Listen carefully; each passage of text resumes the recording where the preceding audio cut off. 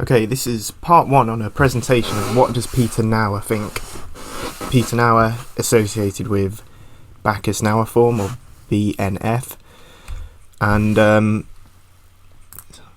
in this first presentation we're just going to focus on his critique of Ayer, because it turns out he's done a piece where he commented on Alfred Jules Ayer, the Wickham professor of logic who was at Oxford, born in 1910, died I think 89. So it's quite interesting, and it'll be good to just get the background, and perhaps we can then appreciate more Peter Naur's theory building view of programmers. Unfortunately, I think I'm going to pronounce it Naur. I hope that's right. He's Danish. Unfortunately, it's not Naur, so it's not Naur on Ayer. But anyway, there's A.J. Ayer, and you can see Peter Naur wrote a critique in 1993. And this was part of a book that Naur did called Knowing and the Mystique of Logic and Rules. And we're going to just see if we can put some pressure on what Naur says on a few things. We can't cover everything.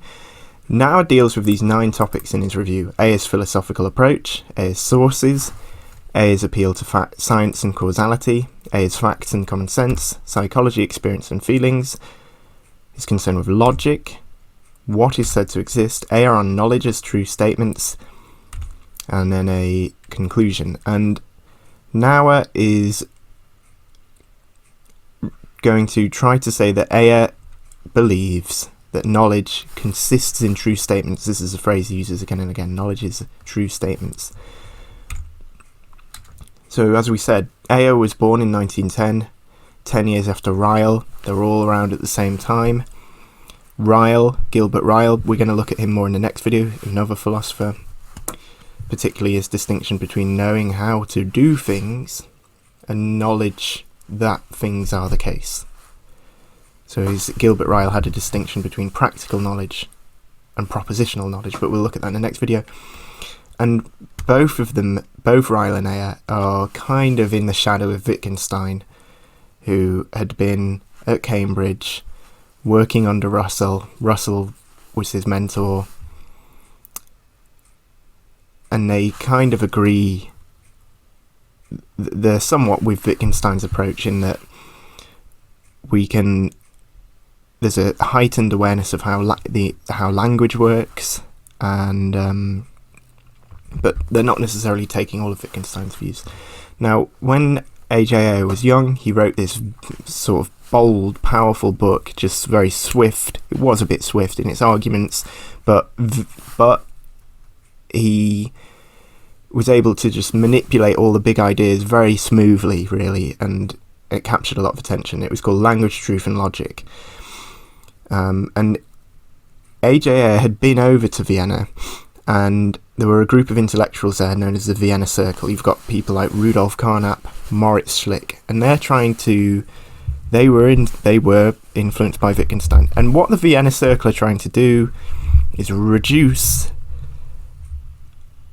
the scope of statements which can be considered meaningful to those things which we can verify by experience, and then things that are just true because it's true by definition. So if I say the triangle has 3 sides, well, we don't need to do any experiments for that. That's what a triangle is, and that's it. Things true by definition and things true by experience, and everything else is out the window. And so the Vienna Circle, that's quite radical. Like everything, ethics, any aesthetic statements saying such and such is beautiful, any statements about value, about what ought to be the case. So it was a very radical scientific view, and A.J. Ayer came over and popularised the ideas from Vienna over in Britain. He was at Christ Church College in Oxford. Okay, so 46 that came out. And if we look at it in the grand scheme of things, we've got Russell, who mentors Wittgenstein. He writes Principia Mathematica in 1910, or the first volume, with Alfred North Whitehead, and this is a logical system. He is building he's trying to base mathematics on these logical premises. building up from careful deductive premises, and in a way that is the paradigm of what Ayer is trying to push back against. Ayer is very much conscious of Immanuel Kant, who's a philosopher writing in the 1780s, who publishes a Critique of Reason. We'll see what he says in a minute. But in Language, Truth and Logic, the first chapter is against metaphysics. So what's this book doing? It's bringing logical positivism over to the UK, or even the English-speaking world. It's quite annoying to probably the older people at Oxford, the older dons. It was quite disruptive. What else was it doing? It's very empirical. Well, everyone in America and in the English-speaking world is tended to be more empirical than an idealist. Well, so look, chapter 1 is called The Elimination of Metaphysics. The traditional disputes of philosophers are, for the most part, as unwarranted as they are unfruitful. The surest way to end them is to establish beyond question what should be the purpose and method of a philosophical inquiry. And this is by no means so difficult a task as the history of philosophy would lead one to suppose. Right, okay, Ayer, if you say so. This is bold, young man's work. He's going to tell us what philosophy's good for. For if there are any questions which science leaves it to philosophy to answer, a straightforward process of elimination must lead to their discovery. We may begin by criticising the metaphysical thesis that philosophy affords us knowledge of a reality transcending the world of science and common sense. The best example of this is probably Plato. He says there are these transcendent forms. They're not physical. You can't see them, you can't touch them, but everything that is physical and that we can think of and perceive participates in these forms. It's called his theory of forms. And so that's a metaphysical thesis. Plato is saying that the world is a certain way. Physical things are not really real. It's the forms that are real. And so any statement about what exists or what's real that's all we mean by metaphysical thesis. So there are some philosophers like Hume who say that there aren't really persons, there are just bundles of impressions, forgotten the phrase, but any statement about what really exists, that's all we mean by metaphysical thesis. And Ayer is saying you shouldn't actually be making claims like that. He continues, later on, when we come to define metaphysics and account for its existence, we shall find that it is possible to be a metaphysician without believing in a transcendent reality, for we shall see that many metaphysical utterances are due to the commission of logical errors rather than to a conscious desire on the part of their authors to go beyond the limits of experience. So these poor people have just made mistakes, and A is going to help them. But it is convenient for us to take the case of those who believe that it is possible to have knowledge of a transcendent reality as a starting point for our discussion. The arguments which we use to refute them will subsequently be found to apply to the whole of metaphysics. One way of attacking a metaphysician who claims to have knowledge of a reality that transcended the phenomenal world, the world we can touch and taste and smell, consisting of phenomena. Well, so these people say they know more, that there is something beyond the physical world, like Plato, like even Immanuel Kant. How do we attack them? Well, one way would be to inquire from what premises his propositions were deduced. Must he not begin as other men do, with the evidence of his senses? And if so, what valid process of reasoning can possibly lead him to the conception of a transcendent reality? Surely from empirical premises, nothing whatsoever concerning the properties or even the existence of anything beyond the empirical, super-empirical, can legitimately be inferred. We can't make any conclusions about what's beyond that which we experience. The word for what we can experience is empirical. That's all empirical means. So he's reducing people like Plato and Kant to absurdity here. But this objection would be met by people like Plato by a denial on the part of the metaphysician that his assertions were ultimately based on the evidence of his senses. He'd say that he was endowed with a faculty of intellectual intuition, which enabled him to know facts that could not be known through sense experience. So he's not using his senses. And even if it could be shown that he was relying on empirical premises, experience, particularly senses, and that his venture into a non-empirical world was therefore logically unjustified, it wouldn't follow that the assertions which he made concerning this non-empirical world could not be true. For the fact that a conclusion does not follow from its putative premises is not sufficient to show that it's false. If you think about it, that's true. If we say all men are angry, Sophie is a man, therefore Sophie is angry, it could be the case that Sophie is angry, even though it's false that all men are angry, and it's false that Sophie is a man.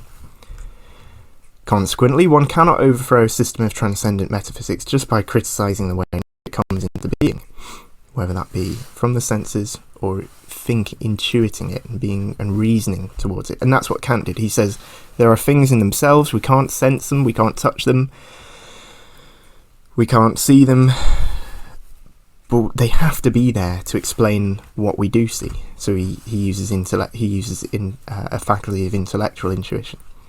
What is required is rather a criticism of the nature of the actual statements which comprise it. So that's why A is going to say what he goes on to say, which we'll look at. We're not going to read the whole thing, but just a little bit of introduction. And this is the line of argument which we shall in fact pursue. So a criticism of the actual statements which comprise what they're saying. For we shall maintain that no statement which refers to a reality transcending the limits of sense experience can possibly have any literal significance, from which it must follow that the labours of those who have striven to describe such a reality have all been devoted to the production of nonsense. It may be suggested that this is a proposition which has already been proved by Kant.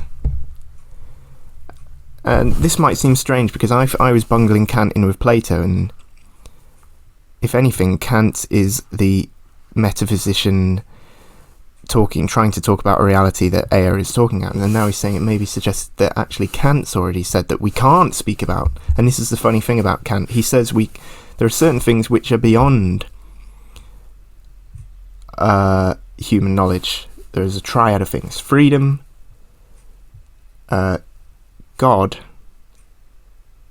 and I've forgotten the third. But anyway, so Kant has really thought out his system. I mean, really, A is just a footnote to Kant. Everything was worked out in Kant, and it captures the balance, or which goes back and forth between them. So, yeah, on the one hand, Kant is awkwardly committed to these things in themselves, which are beyond the phenomenal realm, the things we can sense. But he kind of says we can postulate them, we can believe they're there, but we can't know about them, and that's his carefully worked out position. So, for example, he says we have to deny knowledge about God to make room for faith. So Kant is saying, he is a bit like Ayer in saying we can't know about God or the things beyond which we experience. But although Kant also condemned transcendent metaphysics, he did so on different grounds.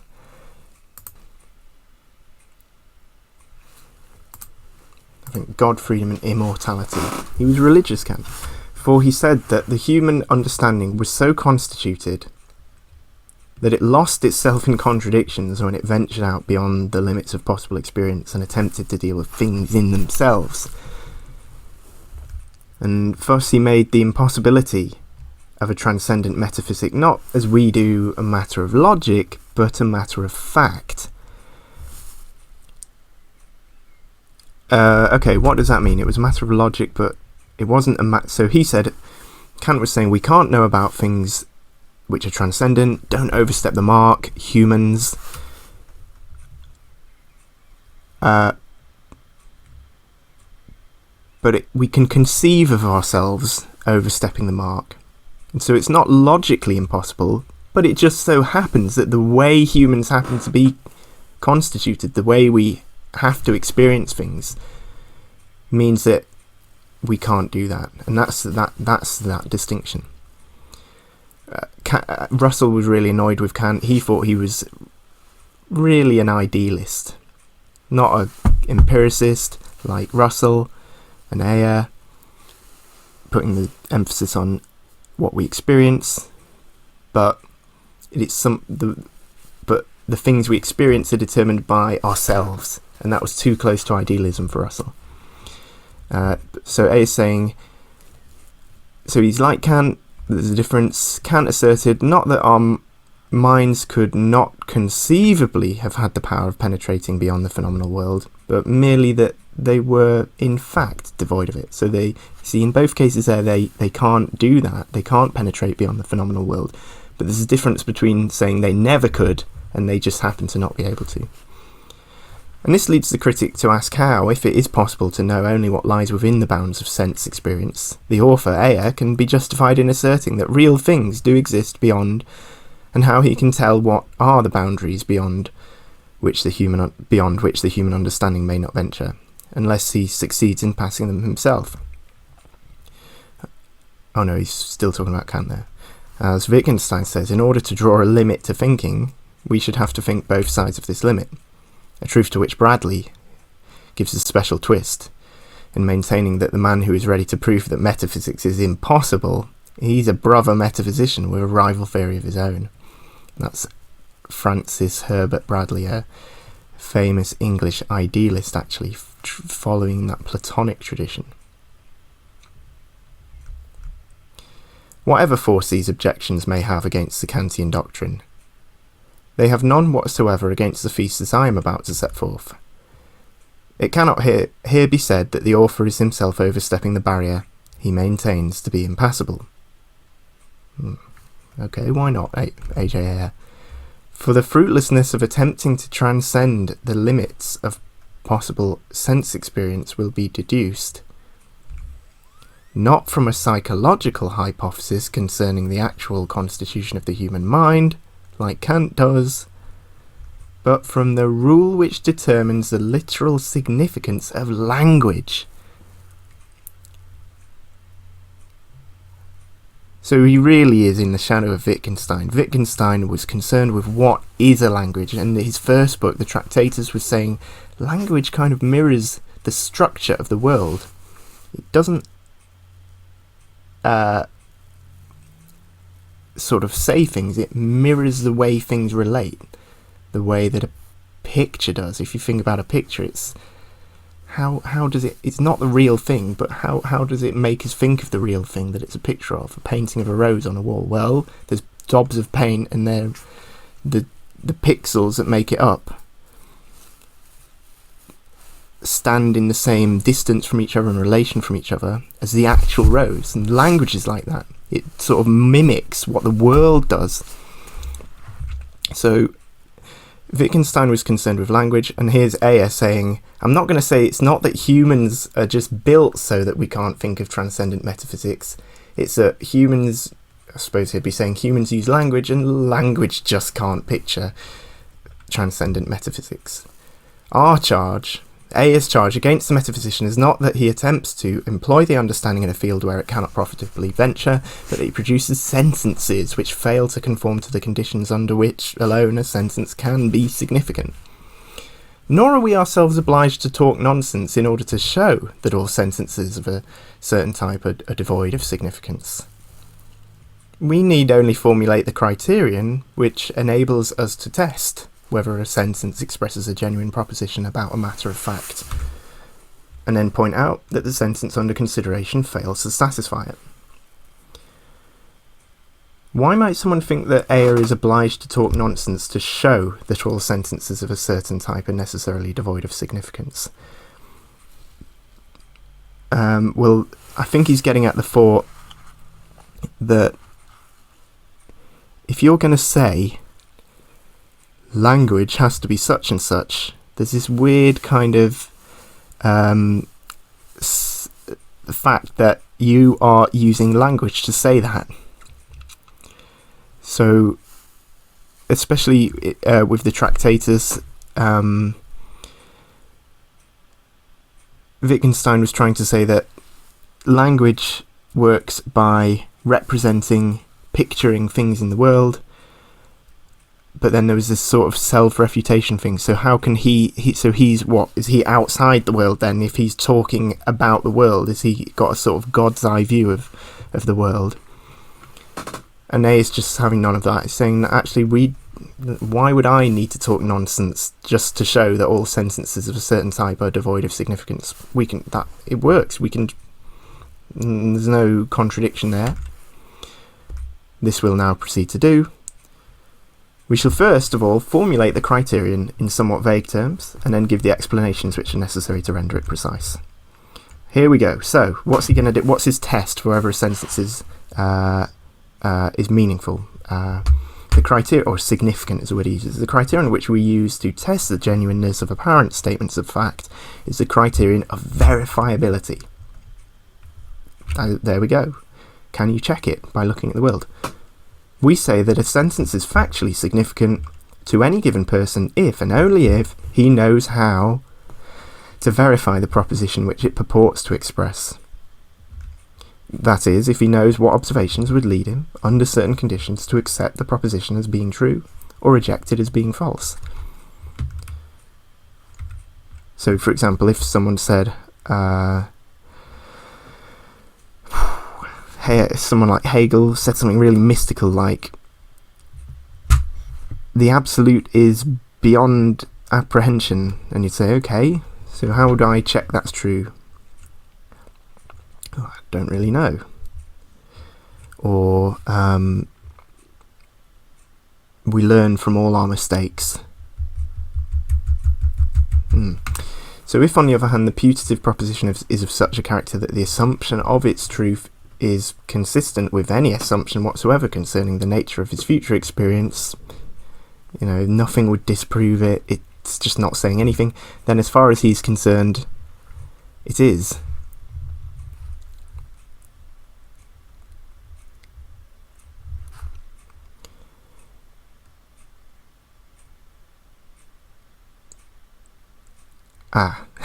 Then why they've put a full stop there. Then as far as he is concerned, it is, if not a tautology, a mere pseudo-proposition. And a tautology is something which is trivially true. So the red car is red. The sentence expressing it may be emotionally significant to him, but it is not literally significant, and with regard to questions, the procedure is the same. We inquire in every case what observations would lead us to answer the question one way or the other, and if none can be discovered, we must conclude that the sentence under consideration does not, as far as we are concerned, express a genuine question, however strongly its grammatical appearance may suggest that it does. So Kant, as I said, was in the 1700s. He has kind of already come up with a very, very developed system. He was aware of the distinction between analytic and synthetic. But we also have this distinction between a priori and a posteriori. And a priori means before experience. A posteriori, post, means after experience. And these apply to judgments or statements. So if I say, triangles have three sides, we can know that judgment to be true a priori. I don't need to go and experience triangles to know that, because that's what it means to be a triangle. So we have this distinction between a priori and a posteriori, which relates to before or after experience of the world. To know that a particular road is over 100 metres long, I might have to go and measure the road, supposing there's no other way to find out. So that's to know that judgment is true, that's a posteriori. Then analytic, this describes a statement which is true merely by breaking down, analysing the constituent parts of the concepts about which you're making the judgment. So a triangle is three sides. I said it's a priori, but it's also analytic because, well, if I say a triangle is three sides, well, the property of being three-sided is just part of being a triangle, so it sort of breaks down. The thing we're predicating of the triangle is just part of triangleness. A synthetic judgment, on the other hand, well, if you think of what synthetic means, it means synthesizing, creating new things, genuinely new stuff. Synthetic chemical reactions are bringing molecules together that haven't been. So Kant's big contribution was kind of pointing out that you could have an a priori synthetic statement, which is an unusual combination. We think of a priori things being analytic, but he pointed out that there can be things which don't have to be the case, which we can know before experiencing the world. They make our experience of the world possible. So an example of this kind of synthetic, so putting two things together that don't have to go together, but also a priori, all events have a cause. We can imagine or conceive of it being otherwise, but that we need that to be the case just to make it, it's the absolute condition of our experiencing the world. Now, is that verifiable? Is that the kind of metaphysical nonsense that Ayer would reject? I think Ayer would argue that it is verifiable, because I think it's a kind of statement Ayer would want to say is meaningful. But that's not a very good reason. I think he'd say that we can conceive of an uncaused event, and because I've said, well, if I observed an uncaused event that wouldn't be true, then I've done it. I've passed the check for, because I've set out the conditions which would prove it wrong, I've passed the test. But Ayer does point out that verifiability is difficult for law-like statements. He accounts for this, saying all things are such. He accounts for this by adopting weak verifiability. He says, consider, for example, the case of general propositions of law. Such propositions, namely, as arsenic is poisonous. It's essentially saying all bits of arsenic, all of them are poisonous. All men are mortal. It's of the very nature of these propositions that their truth can't be established with certainty by any finite series of observations. Who's to say that arsenic won't be poisonous tomorrow? We can't ever get to that point. But if it's recognised that such general propositions of law are designed to cover an infinite number of cases, then it must be admitted that they cannot even in principle be verified conclusively.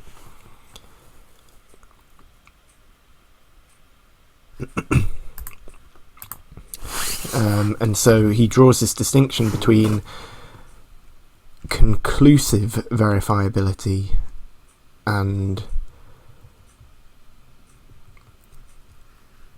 a sort of weaker verifiability. Now, we should try to avoid cheap shots with logical positivism, I think. There are just a number of critiques of it that get wheeled out again and again, but you've got to do what you've got to argue for them. I mean, logical positivism refutes itself. Okay, that's true. You know, the fact that the only meaningful statements are things which we can observe to be true, and tautologies, analytic statements, well, is that a tautology? No. Well, can we observe somewhere something that would verify that to be the case? No. So it refutes itself. Ayer did reject it later in his life because he came to see that many of the things it proposed could not be defended.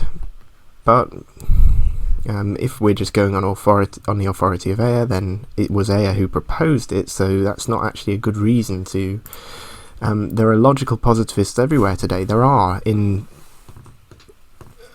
moments people adopt their thinking. It's often wheeled out the fact that, for example, in school curriculums, that logical positivism cannot account for string theory and modern scientific theories.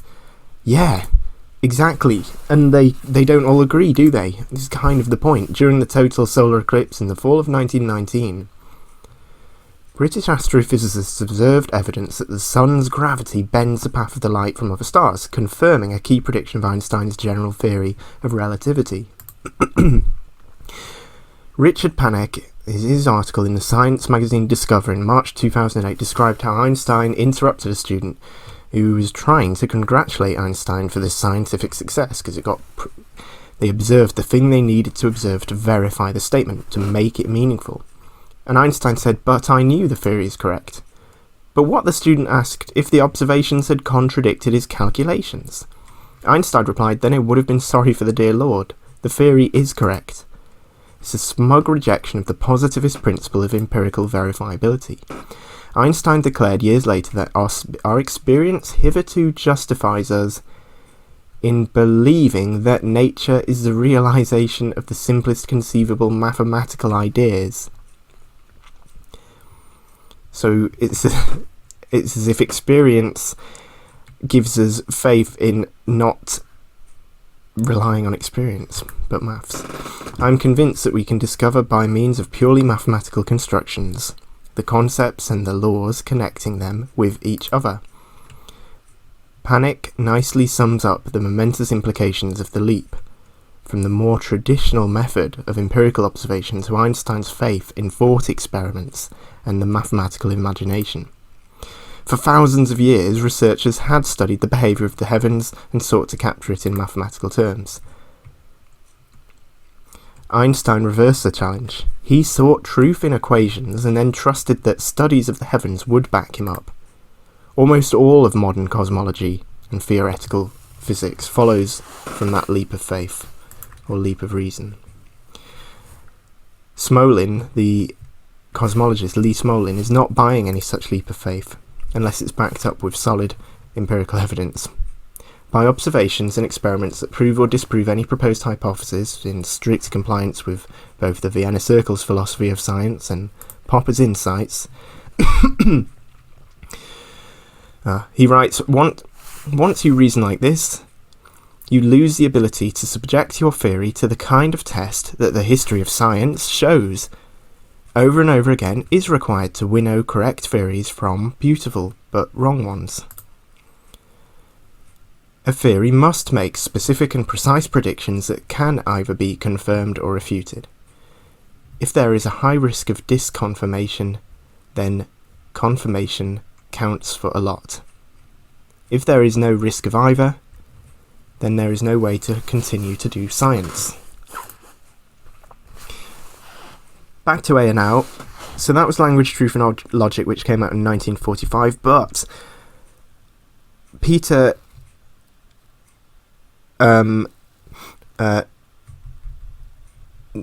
Naur is in fact focused on this 56th book, The Problem of Knowledge.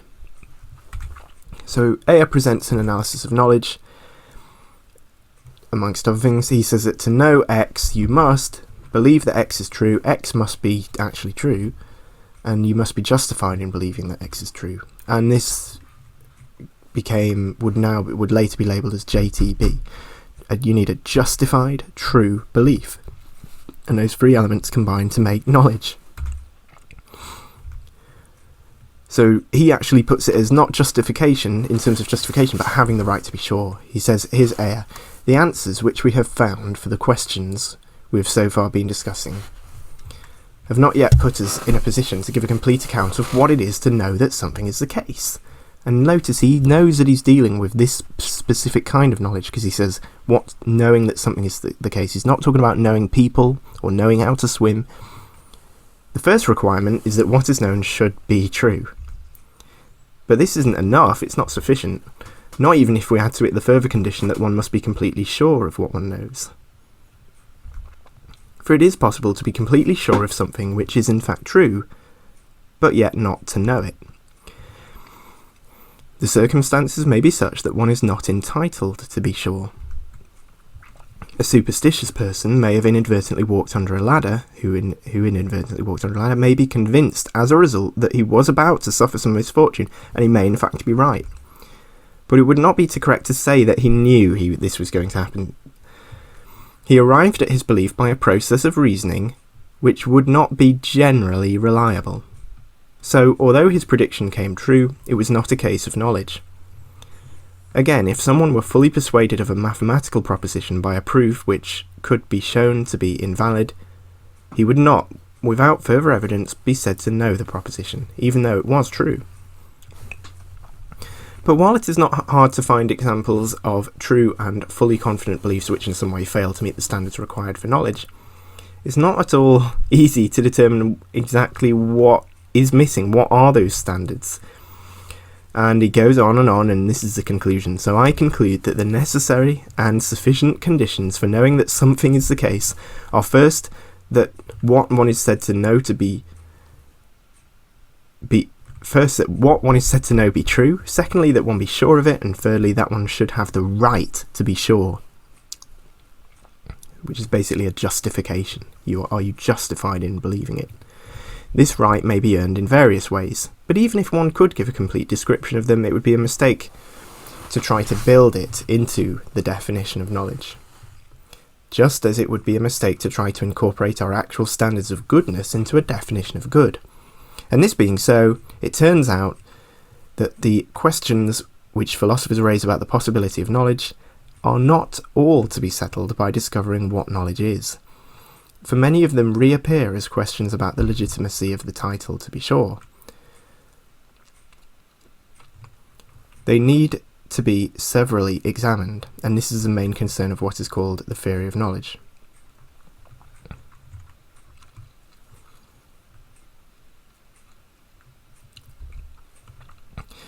So, some years later, Edmund Gettier did an impressively short paper where he presented counter-examples to the thesis that knowledge is justified true belief. So he provided an example in which a person had justified true belief, but it wasn't knowledge. But we're not going to go into that there. And we can see here, by Edmund L. Gettier, various attempts have been made to state the conditions for someone knowing. For example, Roderick Chisholm has held that the following gives an, it's always slightly different, but it's three things. S accepts P, S has adequate evidence for P, and P is true. So, accepts P, well that's S believes P, P is true, and they have adequate evidence, well that's like Ayer's right to be sure, and he says, Ayer has stated the necessary sufficient conditions for knowledge as follows: P is true, S is sure that P is true, and S has the right to be sure that P is true. And in a footnote he says Plato, it probably even goes back to Plato, this view, if we look at the Theaetetus, which is one of Plato's dialogues, and perhaps according to one at Meno. And you can see here he's relying on A.J. Ayer, the problem of knowledge. So the problem of knowledge, Ayer's 56th book, kind of came to be symbolic for this flimsy account of knowledge. Things have since moved on. For example, the current Wickham Professor of Logic, Timothy Williams, he argues, amongst others, that knowledge cannot be analysed into component parts. So we should just abandon any attempt to try and find that missing ingredient. Knowledge is the basic part, and this leads to a number of other theses, such as that a person's evidence is what they know. He argues that things like that. So all things follow from that. But anyway, that's just the modern view. So Williamson defends the view that knowledge cannot be analysed in terms of anything more basic, and proposes that we might be able to use the concept of knowledge to give analyses of other notions. Flips everything on its head. He defends the view that knowledge is the most basic, or the most general, factive mental state. Factive meaning it's impossible to have it and it not be true. So I can imagine that a triangle is four-sided. Well, not really, but imagination, you get the point. Imagination, we can imagine things that aren't true, but knowledge is factive. He also argues that we should identify a thinker's evidence with his or her knowledge, and that knowledge is the normative standard for assertion and belief. Rather than think of knowledge as a justified belief that meets further conditions, knowledge is what justifies belief. Anyway, so what does Ayer? Well, as I said, there are 9 sections. You get the impression that Naur is a bit annoyed by Ayer. For example, Ayer's style is criticised. Ayer presents his book as an example of philosophical inquiry. In his introduction, he presents a number of specific questions and manners of speaking as characteristic of what philosophers are concerned with. without making it clear whether his attitudes in these matters are shared by anyone else. Now back to point up with a concrete example. When referring to the views of a named author, Ayer fails to reproduce the original accurately. Typically, he will be the victim of his logician's prejudice and impose his own view of knowing as being a matter of truth. For example, Ayer writes, "The fact is, as Professor Austin has pointed out, that the expression 'I know' commonly has what he calls a performative rather than a descriptive use. To say that I know that something is the case, though it does imply that I'm sure of it, it's not so much to report my state of mind as to sort of vouch for it. You're saying, I'm going with this, as to vouch for the truth of whatever it may be. In saying that I know it, I engage myself to answer for its truth. It's a sort of act." But Peter Naur says, however, if we go back to Professor Austin's original presentation, to which Ayer refers, we will find that the phrases "vouch for the truth" and "answer for its truth" are part of a distortion introduced by Ayer's paraphrasing. Austin actually writes, when I have said only that I am sure, and prove, as opposed to not saying you know, and prove to have been mistaken, I'm not likely to be rounded on by others in the same way as when I say I know. I am sure for my part. You can take it or leave it. Accept it if you think I'm an acute and careful person, that's your responsibility. But I don't know for my part, and when I say I know, I don't mean that you can take it or leave it, though of course you can. If I have said that I know or I promise, you insult me in a special way by refusing to accept it. What do you think? Has Ayer failed to reproduce that? If we look at the original at the bottom there, he's pointing out that if you say you're sure, you won't be rounded on by others. If you say I know, there's more of a commitment. You can take it or leave it. It's not local, it's not like for my part. And Ayer writes that I know commonly has what he calls a performative sense. Well, that kind of is Austin's point.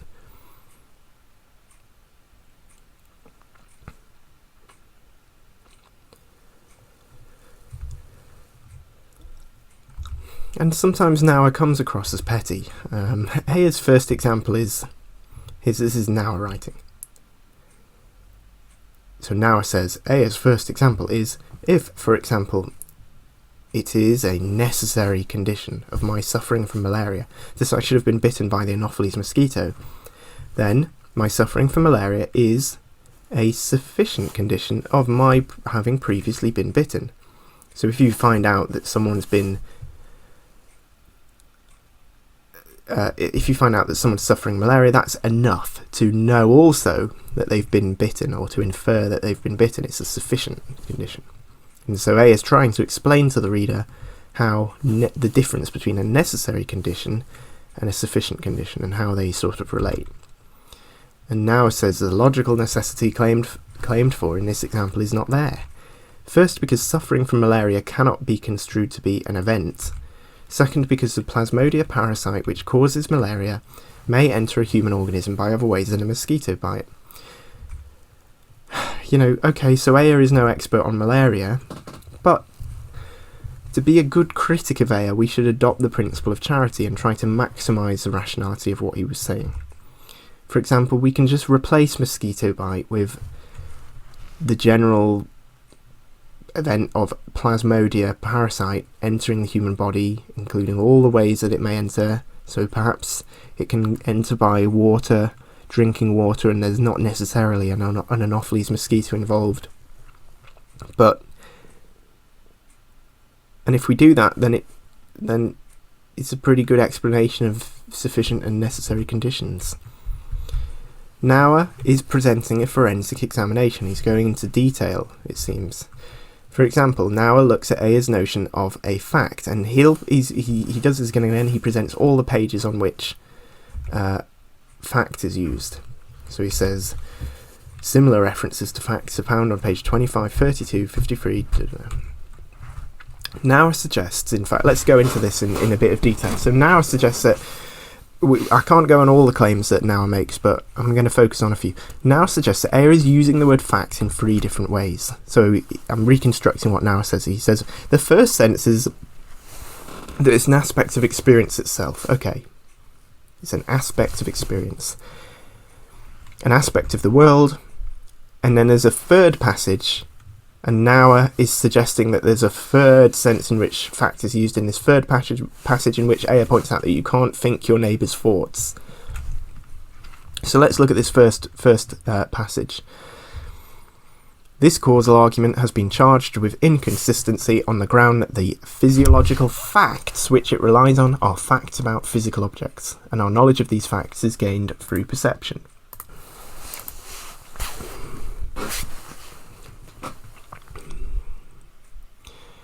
Okay, so physiological facts, our knowledge of these facts is gained through perception. This is Ayer's sentence. Naur writes that it's also in this first sense as an aspect of experience is also in this passage. On page 140, Ayer says, let us, however, look more closely at the facts. It is plausible to make the presence of an image a necessary feature of this type of memory, so long as one considers only visual examples. But what of the other senses? I remember speaking to a friend this morning on the telephone, but I don't have an image of the voice or of my own. If I have an image at all in such a case, it is likely to be visual. The better one's memory functions, the more readily one replies to the question as to what took place, the greater is the likelihood that no images intervene. So clearly this is part of some discussion of whether memory involves images, and it just begins with this sentence, let's look more closely at the facts. And you can see it's just used in a quite loose sense there, as in let's present an argument here, let's bring to bear some considerations about how we talk about memory. But Naur writes, it appears that what Ayer calls facts in these contexts, this one, the previous paragraph, are certain views of how human experience is constituted. Yeah, that's fair. Which, for example, the fact that we don't think of an image of a voice when we remember a telephone call, do we? Okay, so we can remember things that don't involve images. And he accepts these things, Ayer, on the basis of direct experience, without raising his usual dust of scepticism and the need for proof. Yeah, he's making an argument. Okay. The use of these facts is thus incoherent with Ayer's main manner of discussion.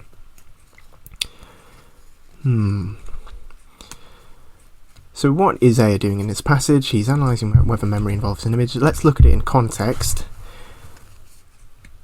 The observations which we use to check our memories, remember he's talking about verification, are interpreted in the light of hypotheses which are themselves accepted on the basis of past experience, which brings us back again to memory, but to memory in a different sense from that which we have so far been considering.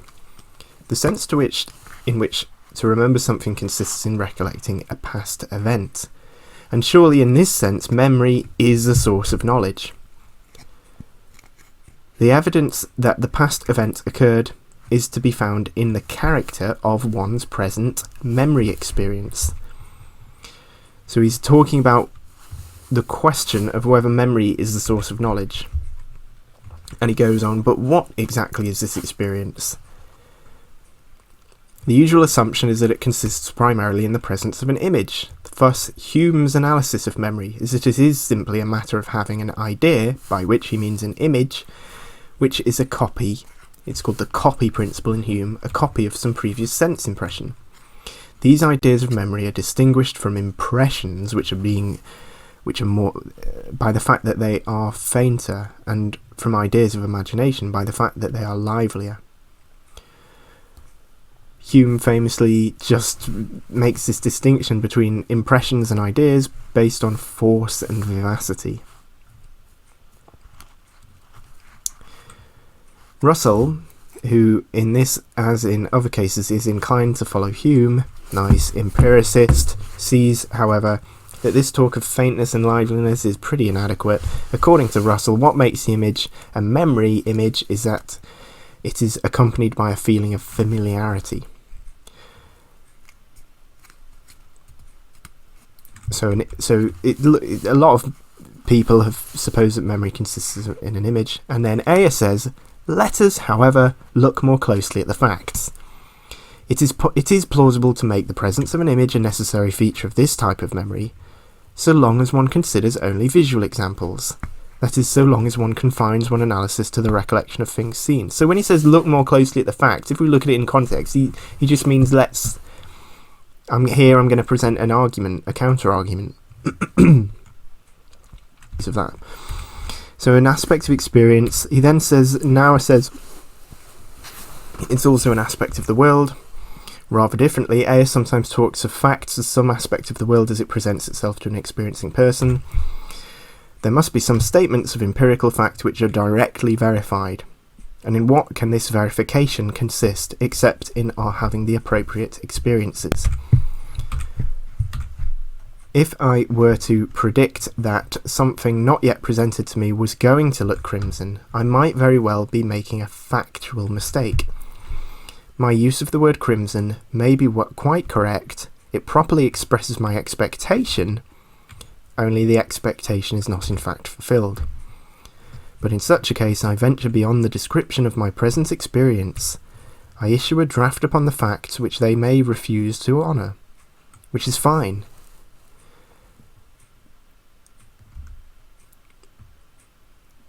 Okay. According to these quotations, facts as seen by Ayer are there solidly, without doubt or error arising, and they can be known by a person, and described or pictured with a notation which may be more or less close to the facts. However, the notions of description and picturing are nowhere taken up by Ayer, and it is left unclear what relation they might have to issues of logic and truth. I can't make sense of that critique. Facts are seen by Ayer as being there solidly, without doubt or error arising. But how does that differ from the first sense, which was an aspect of experience, where we said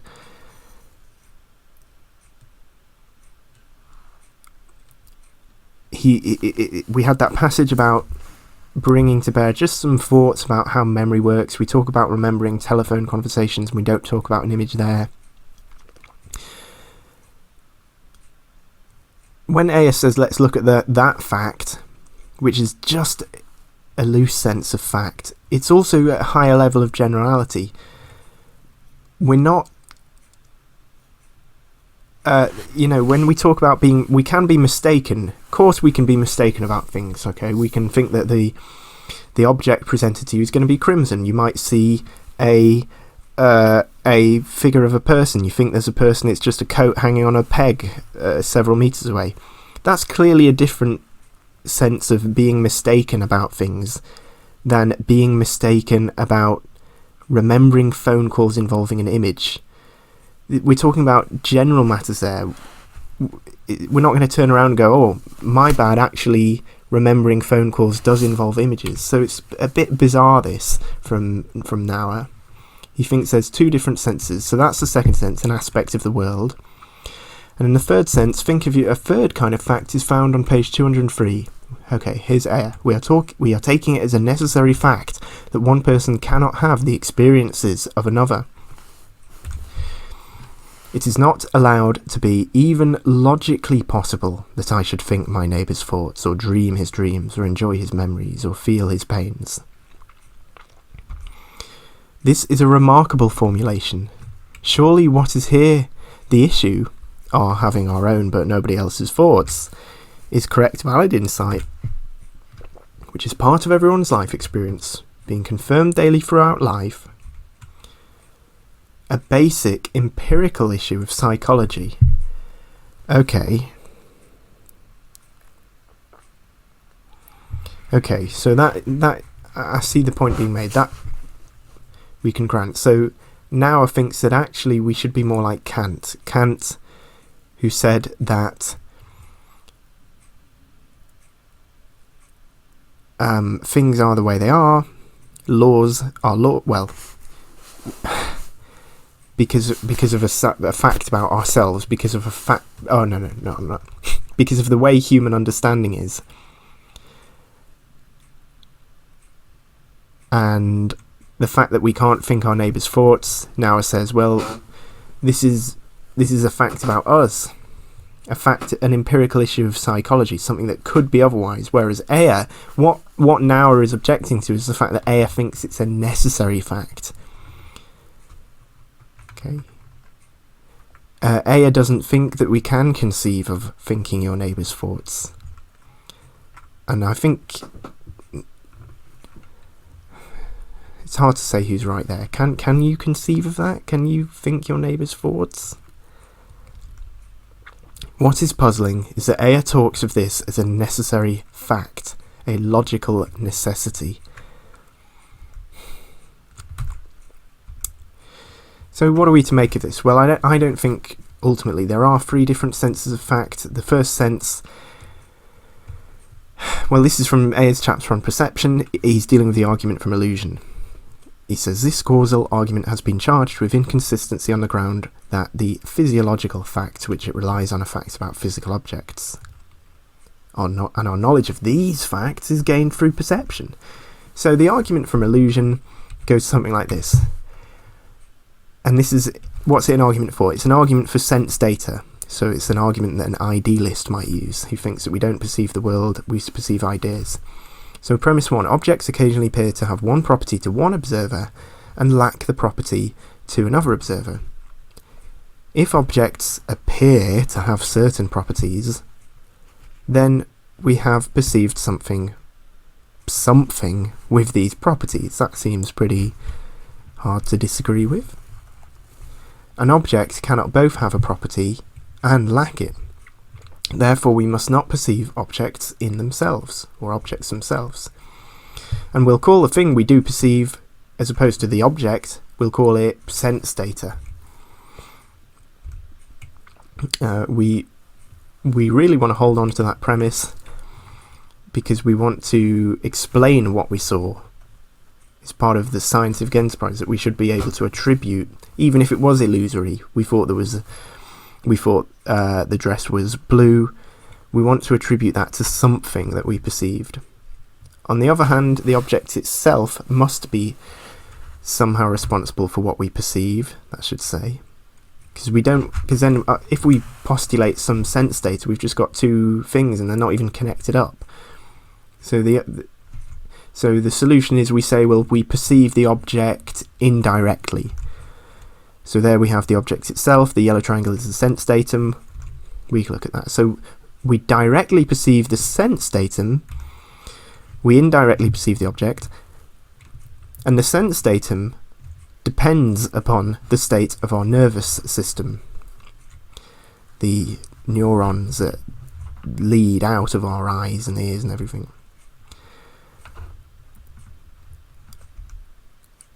But what's the problem with this? Well, so this is a kind of causal argument because we want to attribute the cause of our illusion to something. So we need to keep the object itself in the picture. Okay, so that's why it's called the causal argument. We might call this way of thinking the causal argument, where the object is perceived indirectly. But Ayer says this causal argument has been charged with inconsistency on the ground that the physiological fact, we just said it depends on our nervous system, the physiological fact which it relies on, they are facts about physical objects. Because our nervous system can't detect things which are non-physical. And our knowledge of these facts is gained through perception. Okay, so let me try and explain that better. Let me try and bring that out. So Ayer is here presenting a reductio ad absurdum against the sense data proponents. He's reducing their argument to absurdity. He's saying, so like this, if we perceive something, then we can be mistaken about what we perceive. Okay, fine. Premise 2, if we can be mistaken about what we perceive, then we must in fact only directly perceive a sense datum, because how can the object actually be wrong?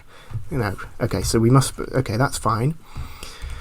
And so from this flows this thought, that we perceive objects in the world, therefore we only directly perceive sense datum. Okay, we're happy with that, but then A is pointing out that there's this absurd other implication. We perceive sense data. We perceive sense data. We don't just perceive senses. So sense data are also an example of something we perceive. We've said if we perceive something, then we can be mistaken about it. If we can be mistaken about what we perceive, then we in fact only directly perceive some sort of proxy in front of it, a sense datum. Well, hold on a minute. We perceive sense data. And that means that we only directly perceive some sort of sense data in front of the sense data, a sense data about sense data. And we can even then push the argument another step back and say, well, if we perceive sense data in front of the sense data, well, that's perception. And we can be mistaken about that as well. So there must be a set, and so it goes on all the way to infinity. So it's absurd. So when Ayer says this causal argument has been charged with inconsistency, he's right. This idea of perceiving the sense datum relies on our central nervous system yielding the correct results all the time. That is, it relies on physiological facts, truths reliably generated by a nervous system. And that's what he's talking about. What it relies on are facts about physical objects. He probably could have worded it better there, but... Now, if you think this is preposterous, and there shouldn't be an infinite regress, don't worry. It's not Ayer's argument. Ayer is providing a reductio of an argument which he does not himself subscribe to. But Naur suggests that when Ayer talks of facts in the discussion of the argument from illusion, it contradicts his own sense of fact earlier on. Well, first of all, it's not Ayer's own argument, and I don't see how it does contradict the earlier talk of expecting something to be crimson and so on. And he also talks about the discussion where Ayer says there must be some statements of empirical fact which are directly verified. And in what can this verification consist except in our having experiences? Ayer isn't claiming here that experiences is unfaltering. His claim is that there must be some statements of empirical fact which are directly verified. And that's true. What, does Naur want to say that there aren't any things which are directly verified? Okay, so what is Naur doing in this work? He's dealing with these 9 topics. He's using Ayer, he's reacting to Ayer to put forward, he clearly has certain views about what science is. He's read Popper. He thinks that Ayer doesn't understand science. He thinks that Ayer's account of knowledge is not correct. And as I've said, he often says that Ayer talks about knowledge being true statements. And it's this 8th section where Naur gives an articulation, really, of what he objects to in Ayer's book.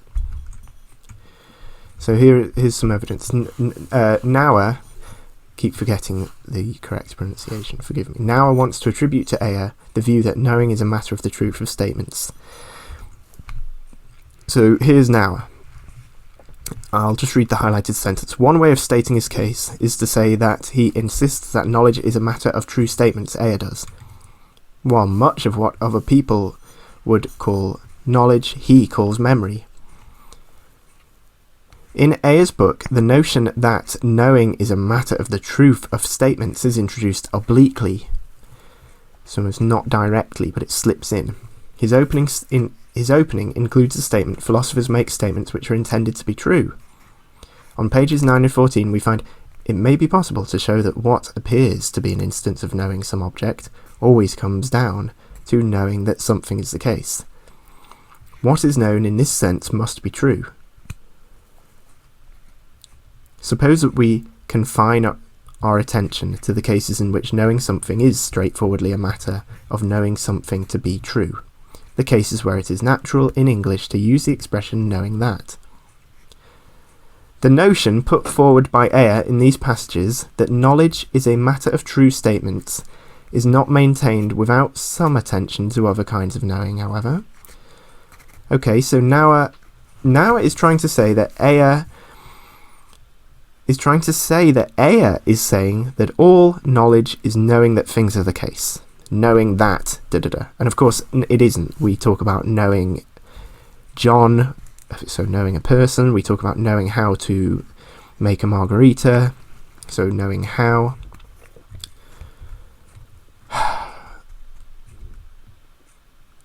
So again and again, he puts in onto Ayer's lap this idea that knowing is a matter of the truth of statements.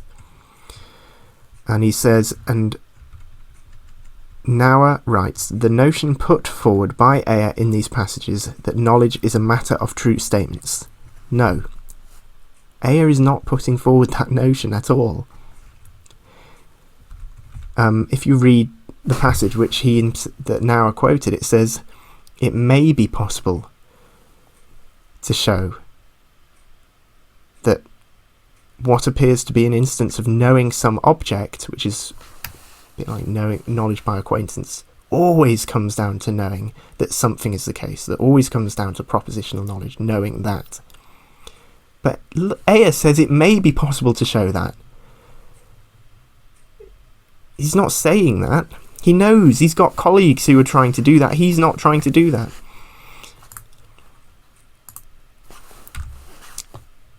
And okay, so continuing now, on page 12, Ayer says that a dog knows its master, a baby knows its mother, but they do not know any statements to be true.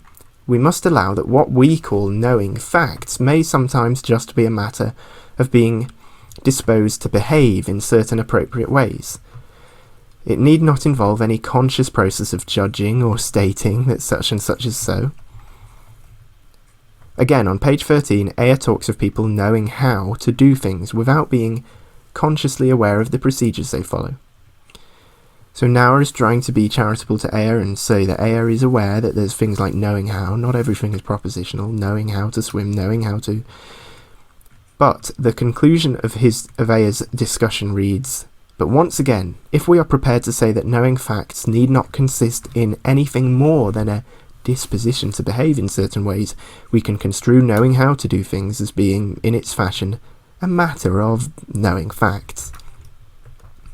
And after this, nothing more about knowing how to do things comes into Ayer's discussion, which is a purportedly condemnation from Naur of Ayer. Ayer fails to notice that knowing a fact, or knowing a statement to be true, depends on knowing the words in which the fact or the statement is expressed. If the knowledge of a word is construed again as a matter of the truth of the statement, knowledge would depend on an infinite regress of statements, which is absurd. This is Naur speaking. This infinite regress can only be avoided if we acknowledge knowing by acquaintance to be a fundamental function of the mind. Okay, great argument there. So knowledge would depend on an infinite regress. And Ayer has not taken this into account. Well, this is plainly, obviously Gilbert Ryle's argument, presented in his 1946 address to the Aristotelian Society against the fundamentality of knowledge that certain things are the case. And Naur knows this is Gilbert. Ryle really ought to be given credit for it by Naur. Knowledge would depend on an infinite regress of statements, which is absurd. Yeah, that's Ryle. It's so obvious that Ryle's argument is applicable, in fact, that it's inconceivable that Ayer is not aware of it. And the chronology works. Ryle's regress, 1949. This is in the Problem of Knowledge book, which is 56. So Ayer's aware of it. And in fact, there is not actually anything to suggest that Ayer is not aware of that regress argument. And yet Naur says Ayer fails to notice that knowing a fact or depends on knowing the words in which it's expressed. He doesn't fail to notice that. Ayer never claims that all kinds of knowledge are reducible to matters of fact, or matters of the truth of statements. Here is what Ayer said. But once again, if we are prepared to say that knowing facts need not consist in anything more than a disposition to behave in certain ways, we can construe knowing how to do things as being a matter of knowing facts.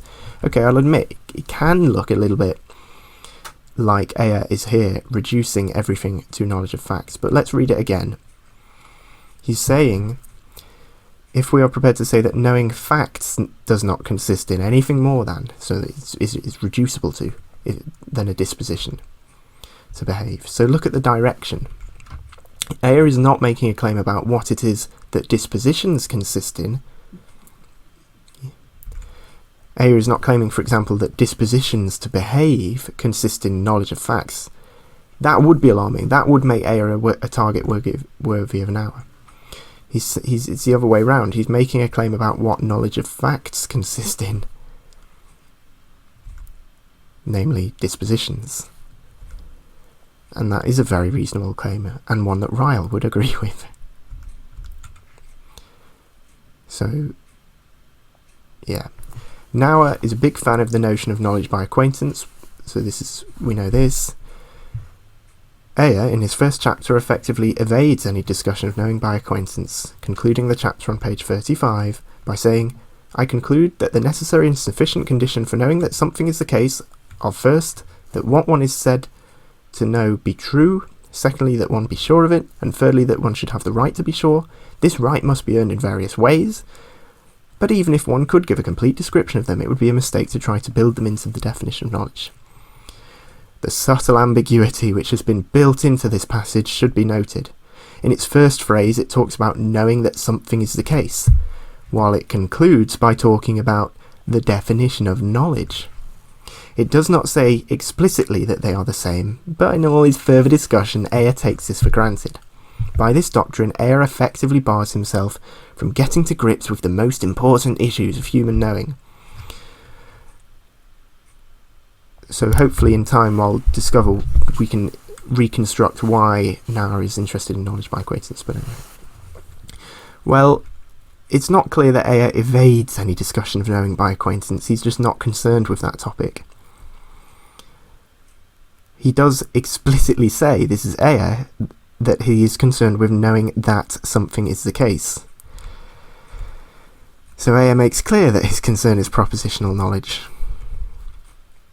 Naur thinks that Ayer is using a subtle ambiguity. So ambiguity is where we have one term that has multiple meanings, and perhaps each meaning is very precise in itself. So it's not, ambiguity isn't vagueness. And so first Ayer's talk, this is meaning one, knowing that something is the case.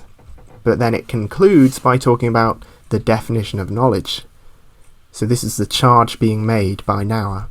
Meaning one, meaning two. That's what ambiguity is, and he's subtly switching between them, between a specific type of knowledge and all knowledge. But does Ayer build a subtle ambiguity into the passage? Or does he just use knowledge as a shorthand for propositional knowledge, given that he's just mentioned that his concern is propositional knowledge? You be the judge. For the other major issue of Ayer's discussion of knowledge, we have to turn to his chapter on memory. Here he starts by introducing a distinction between what he calls habit memory and memory of events. Habit memory is introduced on page 135. Ayer speaking now. In a great many cases where one is said to remember something, there is no question of one's even seeming to recall any past occurrences. The remembering consists simply in one's having the power to reproduce a certain performance. Remembering how to swim or how to write, remembering how to set a compass or add a column of figures. Well, in all these cases, it's just a matter of being able to do these things when the need arises. That's a reductive statement there. So he's saying that remembering how to do something is just being able to, again. On pages 136 and 137, further examples are given. What may be noted, this is now is that in every one of these cases it would be perfectly idiomatic, in fact more natural to talk of knowing rather than remembering. And I think, and Naur's right here, isn't he? We wouldn't say he remembers how to swim, you'd say he knows how to swim. For example, to say he knows how to swim rather than remembers how to swim. Ayer insists on talking about remembering. Clearly, whenever you see surely, clearly, there should be a bell going off in your head. Clearly, because he wishes to reserve the word knowing for his special context of true statements. Well, isn't that a reasonable aim? Given that Ayer's primary concern has been propositional knowledge, Ayer would risk confusing the reader if he talked about knowing how to swim. So what if Ayer is talking about memory and uses the word memory to describe what is really knowledge how? So what? The advantage is that it distinguishes this sort of practical knowledge from propositional knowledge. In Ayer's discussion, the subtlety of human knowing is lost from sight. This subtlety is an obvious fact of experience which may be demonstrated merely by considering the differences of attitude which will be provoked by such questions as, do you remember Mr. X? Do you know Mr. X? And what do you know about Mr. X? No, I actually think that Ayer is definitely aware of the distinction between those things, and as I said, he's already explicitly said his concern is knowing that something is the case. What is also lost from sight in Ayer's manner of talking is that the mental functions under review are basic psychological ones, more commonly known as knowledge by acquaintance and association.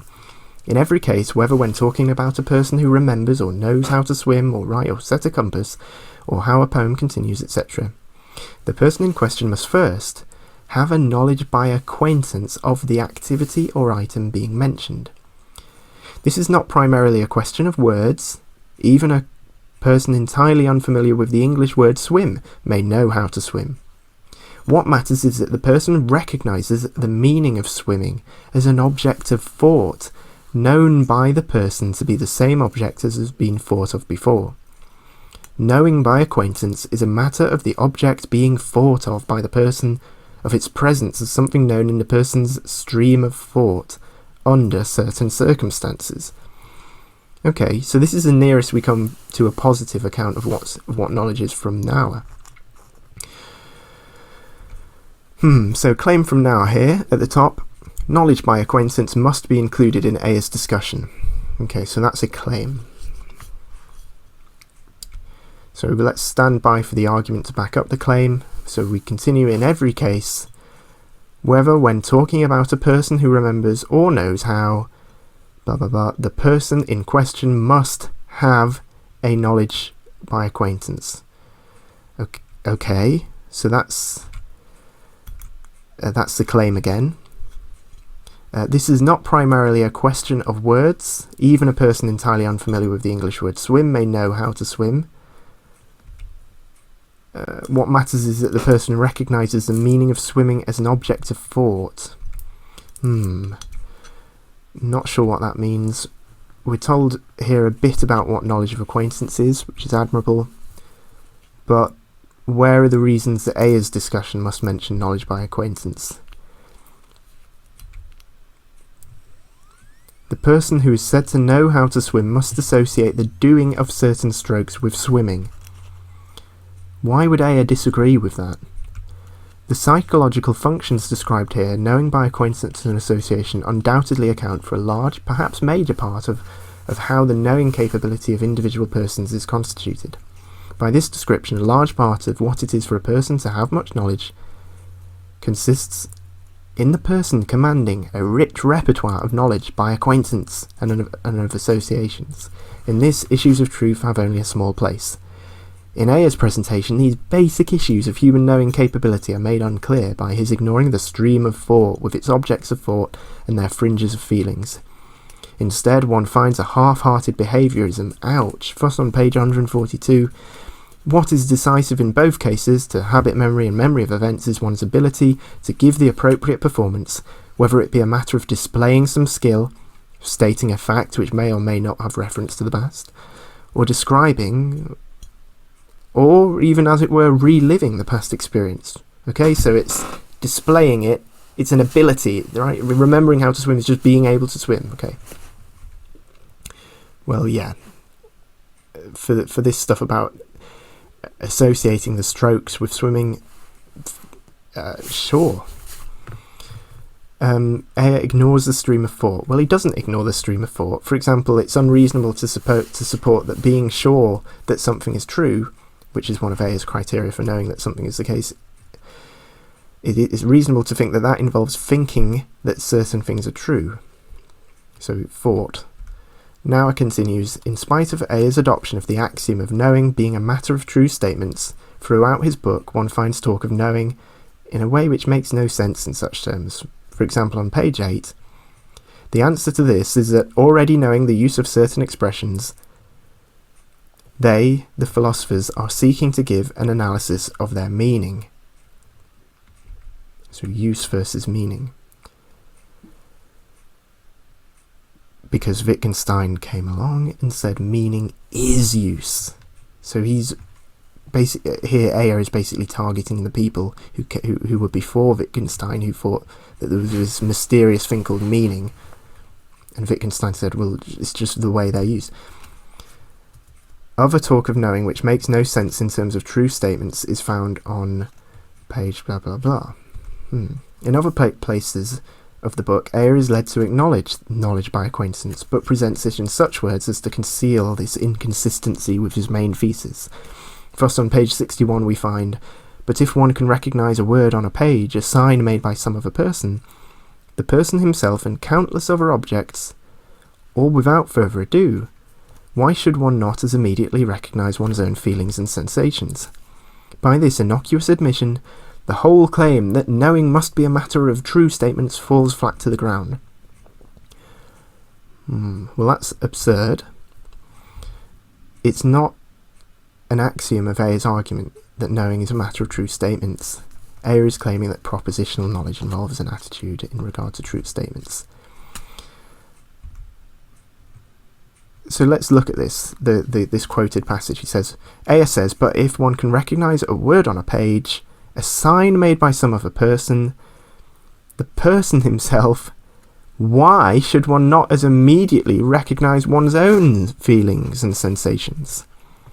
And then Naur writes, by this admission, which is innocuous it seems, the whole claim that knowing must be a matter of true statements falls to the ground. Well, Ayer presents a rhetorical question. It's a question mark, isn't it? And Daniel Dennett, he points out that a rhetorical question is a sort of reductio ad absurdum. So this is what it... Let me rephrase it. He's essentially saying, if we could not recognise our own feelings, then we could not recognise a word on a page. And that is absurd. Clearly we can recognise a word on a page. Therefore, we can recognise our own feelings. So he's arguing for the ability of us to recognise our own feelings, Ayer. This has nothing to do with the claim that knowledge is a matter of true statements. Presumably, so what does Naur think's happening here? Presumably Naur believes that because Ayer admits that we can recognise our own feelings and thus come to know things about ourselves, it cannot be true that knowledge is reducible to matters of true statements. Feelings do not, after all, involve true statements. So I think that's how it's supposed to run for now there. But actually it's quite easy to construe knowledge of feelings as knowledge of propositions. That shouldn't be there. So you just say, I know that I am angry. I know that I am sad. There you go. Construed it as, I know that, knowledge that. And someone might object, but someone can know how to be angry without knowing the English word angry. A person unfamiliar with the English word swim can know how to swim. Well, yeah, that's correct. Who said that knowing a proposition involves being able to articulate it in English? Who actually said that knowing a proposition involves being able to express it in Danish or any other language? Who said that knowing propositions involves being able to express propositions? It's not in Ayer's work, although Ayer does use the term statement, and later I think they started to use the word proposition to make it more clear, and statement does make it sound like it's a sentence and it consists of words essentially, but yeah, who said that knowing a proposition involves being able to express it in a sentence? I didn't, neither did Ayer. Naur seems to be committed to the view that knowing a proposition involves, being able to express it in words, but no reasonable person thinks this. It's quite a dangerous principle, actually. Someone knows a proposition only if they can express it. So if anyone is a flagrant behaviourist, it's Naur.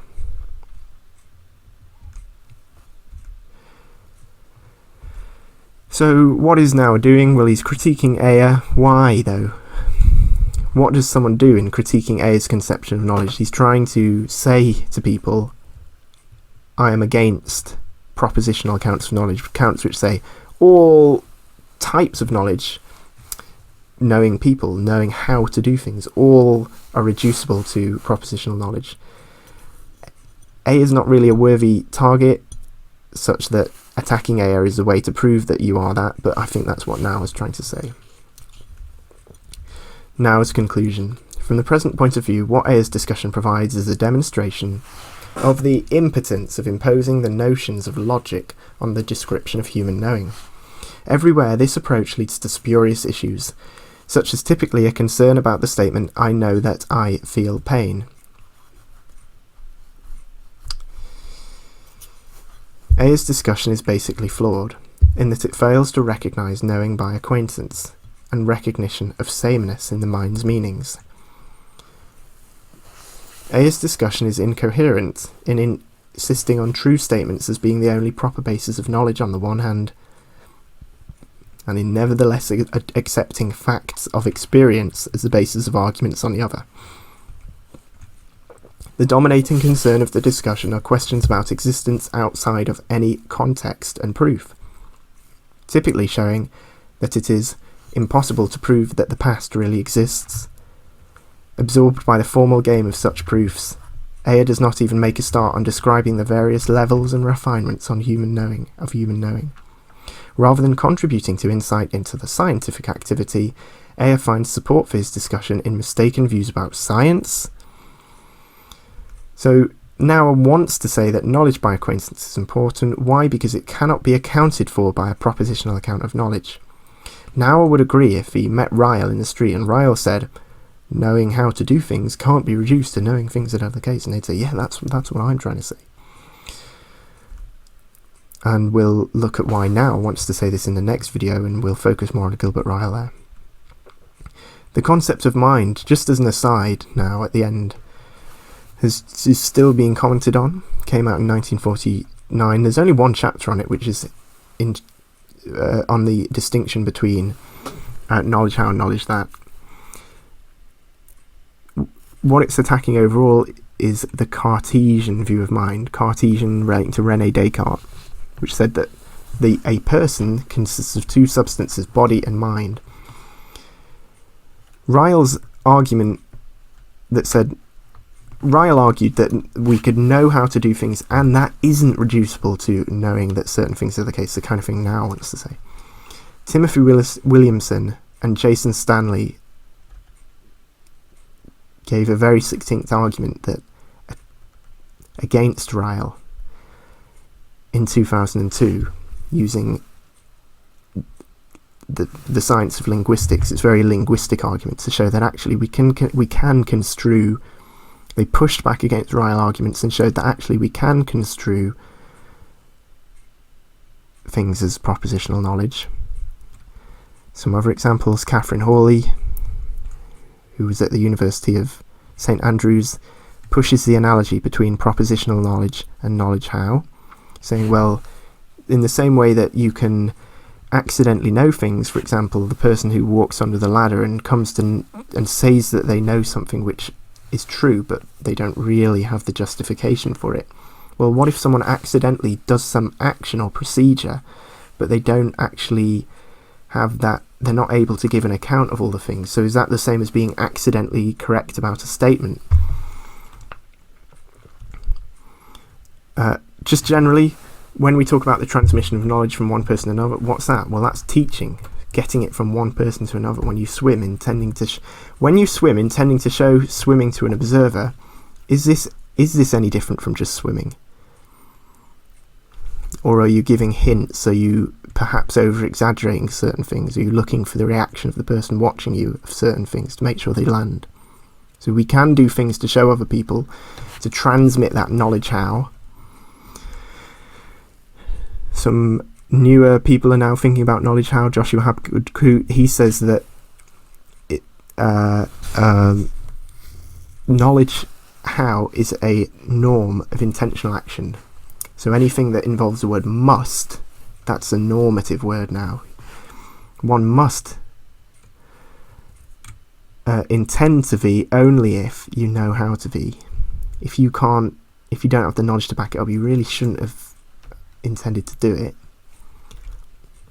Paul Snowden, 2003, he cleared up a few things in Ryle's account and said, well, what actually is knowledge how? If it's not propositions or statements, is it just is it an ability? Because we have lots of coaches of Olympic gymnasts, for example, or any other athlete, where the coach is a pot-bellied 50-year-old and clearly cannot or lacks the ability to do the things which they are coaching other people to do. And there are examples where we want to say people know how to do things, but they're not able to do things. If Gordon Ramsay had his both arms amputated, unfortunately, he wouldn't be able to cook, but he probably does still know how to cook. Jennifer Hornsby developed an account of human agency a while ago and attacks what she calls the standard story, which is that beliefs and desires cause actions. And then Hornsby is starting to apply work on knowledge how to intentional action, which is her primary concern. So she argues that we intend acts and not propositions. Right? The object of our intentions is acts. And she argues that we can think of agency involving knowledge rather than beliefs. And Hornsby is extending Williamson's knowledge-first approach to agency, so to agency. And Ellen Fridland pushing the analogy between motor skill and virtue. Will Small. Wade Tickman, Julia Tanney. It's interesting that Naur talks about William James. Good about the achievement of logical positivism is almost entirely negative. That is to say, it did clear away whole areas of hitherto plausible philosophizing, which were now seen under the through the lenses of the new logic and the new science, not to be acceptable. So that whole traditional areas got, so to speak, cleared of lumber. But it now looks as if all they actually succeeded in doing was clear the ground, because what they tried to build on that ground that they cleared isn't standing up. Well, it's a little more than this. It was very liberating. I think perhaps we can go back to something said not by a logical positivist, but by a pragmatist, William James. And of course, pragmatism, which came earlier, is in many ways very akin to logical positivism. William James had a phrase in which he asked for the cash value of statements. Now, I think this is very important on the positive side. The early positivists went wrong in thinking that we still maintained a gold standard. That if you presented your notes, you could get gold for them, which of course you can't. There's enough gold, and too many notes. But nevertheless, there must be some backing to the currency. And this is, I think, what comes out. But if someone makes an assertion, all right, perhaps you can't translate it into observational terms, but still, it's important to ask, for clarifying it, how you would set about testing it, what observations were. But this, I think, still holds good and is positive. Former logical positivists like yourself, although you now say that most of the detailed doctrine falls, are still immensely influenced by that whole approach, and are addressing yourself to much the same questions, but in a more liberal, open sort of way. I would say this is so, yes. Now,